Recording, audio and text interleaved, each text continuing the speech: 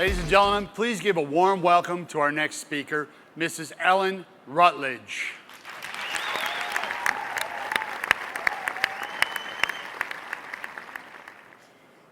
My name is Ellen Rutledge.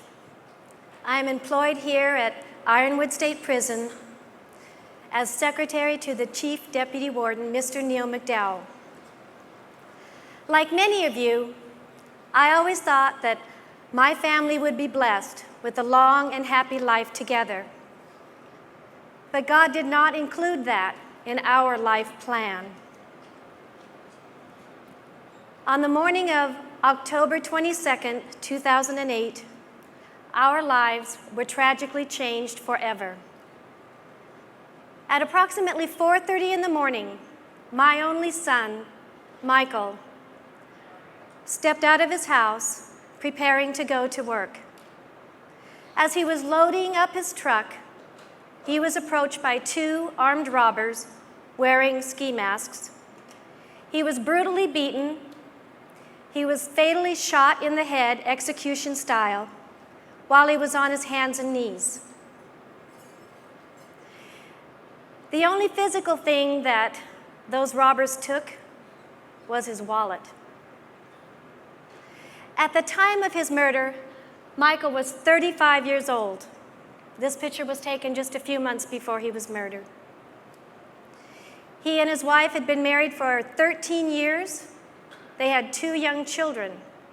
They owned their own home in a nice neighborhood, and they were living what we all call the American dream. When I was given the news that my son had been murdered, thus began my long ride on an emotional roller coaster. My emotions ran from disbelief to bargaining with God and many nights of grief and despair. You see, as a mother, it's my natural instincts to fix whatever problems my children might have. But I couldn't fix this. To this day, I still have a hard time understanding how anything so unforgivable could happen to any family. But it does. One of the most difficult things we as humans are ever called upon to do is to respond to evil with kindness and to forgive the unforgivable. We love to read stories and watch movies about people who respond to hatred with love. And yet when that very thing is required of us, our default seems to be one of anger, bitterness, or vengeance. If you don't practice forgiveness, you might be the one who pays the most dearly. So the kindest thing you can do for yourself is to forgive the unforgivable. Lewis B. Smedes, professor and author of many popular books, including Forgive and Forget, is quoted, "To forgive is to set a prisoner free, only to discover that the prisoner was you."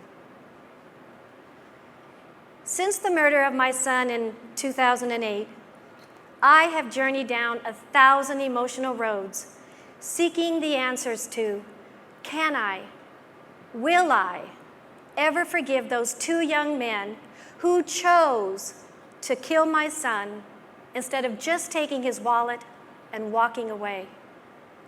No rational answer has ever given me the solace that I seek. During the past 5 years, I have eased off the freeway of pure anguish, and I now travel on a frontage road of acceptance. I have searched my soul time and time again, and I have come to know that I am no longer identified as a victim, but rather I am a strong, positive, and resilient woman. Be assured we all have the ability to forgive, but it may not happen in one fell swoop. Sometimes it has to happen in layers. Sometimes we have to forgive someone many times before we can let go of all of the emotional residue of the past. We can take inspiration from the words of Nelson Mandela, who was imprisoned for 27 years by the South African government. He says, "As I stepped out the door toward my freedom, I knew that if I did not leave all the anger, hatred, and resentment behind, I would still be in prison." So how do we know if we have achieved forgiveness?